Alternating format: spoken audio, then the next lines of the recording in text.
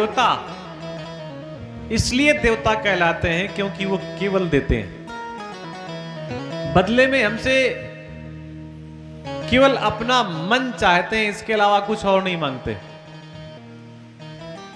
हां ठीक है, ऐसे कार्यों में धन की आवश्यकता होती है, लेकिन वो मन मांगते हैं। आप और हमारी पवित्रता मांगते हैं, शुद्धता मांगते हैं, ईमानदारी मांगते हैं। वो देवता इसीलिए कहे जाते हैं क्योंकि वो केवल देते हैं, और कभी कोई वस्तु उनके हिस्से में आ जाए तो मिल बांट के उपयोग करते हैं, किसी प्रकार का भेदभाव करने का प्रयास नहीं करते, इसलिए उन्हें देवता कहा जाता है। और राक्षस इसलिए कहा जाता है जो किसी भी वस्तु में केवल और केवल अपना अधिकार चाहता है।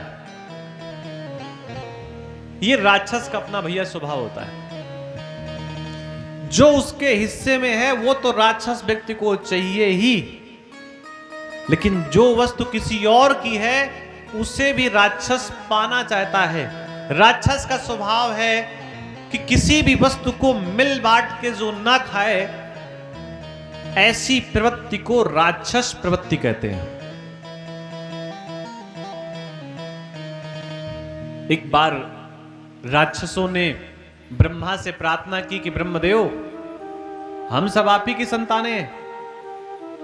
देखिए, कथा में प्रवेश करने से पहले इतना समझ लीजिए कि जिन पिता की संतानें देवता हैं, उन्हीं पिता की संतानें राक्षस भी हैं। पिता अलग अलग नहीं है। दैत्यों और देवताओं के पिता एक हैं, बस उनकी माताओं में फर्क है। देवताओं की माता दूसरी हैं और दैत्यों की माता दूसरी हैं। एक और विशेषता है कि देवताओं और दैत्यों की जो मां है वो आपस में बहन बहन है। ऐसा नहीं कि एक कोई दूसरे परिवार से, कोई दूसरे परिवार से, वो भी एक ही आंगन से आई हैं और एक ही आंगन पे बैठी हैं। लेकिन माताओं के स्वभाव के कारण बच्चों के स्वभाव में इतना बड़ा परिवर्तन आ गया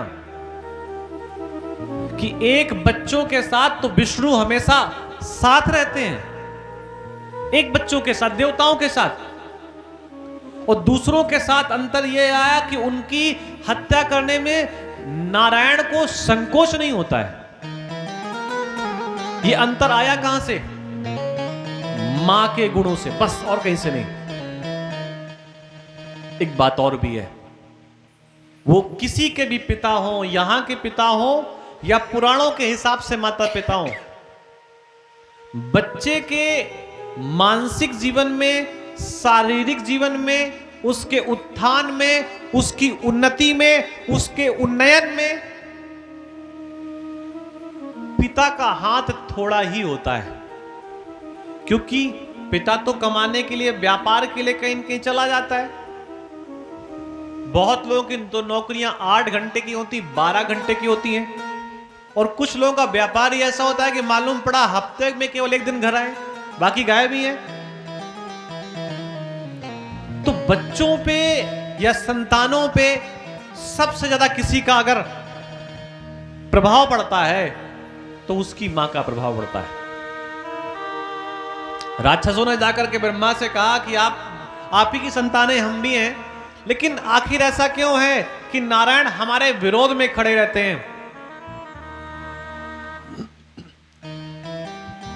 और देवताओं के पक्ष में हमेशा नारायण रहते हैं। ब्रह्मा जी ने 2 अलग अलग कक्षों में देवताओं और दैत्यों को बंद कर दिया, यह समझाने के लिए कि आखिर तुम राक्षस क्यों हो और ये देवता क्यों है। देवताओं को बंद कर दिया तो देवताओं के दोनों हाथों को बांध दिया, जितने देवता थे सभी के हाथ बांध दिए, और जितने राक्षस थे उनके भी अलग अलग हाथ बांध दिए, और दोनों को एक मटकी में भोजन परोस दिया गया, रख दिया गया कि आप इसको खाइए पिए। सब अलग अलग सामग्रियां थी मिट्टी के पात्रों में। अब देवताओं का तो स्वभाव होता है जल्दी से झीन चपट लेना, किसी को ना देना, ये दैत्यों का स्वभाव होता है। अब किसी के हाथ बंधे हो और वो मटकी पकड़ करके कुछ खाना चाहेगा, पीना चाहेगा, तो अपना तो स्वयं नहीं खा सकता भाई, खाएगा तो हो सकता है फैल जाए, तमाम चीजें हो सकती हैं। और हाथ दोनों के बने थे, देवताओं के भी दैत्यों के भी। कुछ देर तक तो देवता विचार करते रहे क्या किया जाए, क्या किया जाए। तो देवताओं के मन में विचार आया कि ऐसा करो, तुम्हारे हाथ बंधे हैं और बंधे हुए हाथ तुम्हारे मुंह तक नहीं पहुंच रहे, तो ऐसा करो तुम मुझे खिला दो, मैं तुम्हें खिला दूंगा। सब देवताओं ने एक दूसरे को जो भोजन सामग्री आई थी अपने अपने हाथों, स्वयं नहीं खाया, सामने वाले को खिला दिया। उसने उसको खिलाया, उसने उसको खिलाया, एक भी अन्न का दाना बिखरा नहीं, फैला नहीं, और सभी के पेट भर गए। ये उस कक्ष की बात थी जहां पर देवता कैद थे। लेकिन दैत्यों में इतनी बुद्धि कहां, ये भी मिल जाए, ये भी मिल जाए, ये भी मिल जाए। अब वो अपने अपने में लगे रहे, परिणाम में कुछ बहुत तो मुंह पे गया नहीं, बाकी सारा फैल गया। देवताओं ने, ब्रह्मा जी ने जाकर के राक्षसों के हाथ खोले कि देखो ये देवता हैं, इनके खाने का ढंग ये है और तुम्हारे खाने का ढंग ये है। बहुत बार व्यक्ति के भोजन करने के ढंग से ये पता लग जाता है कि इसके अंदर गुण कौन से हैं।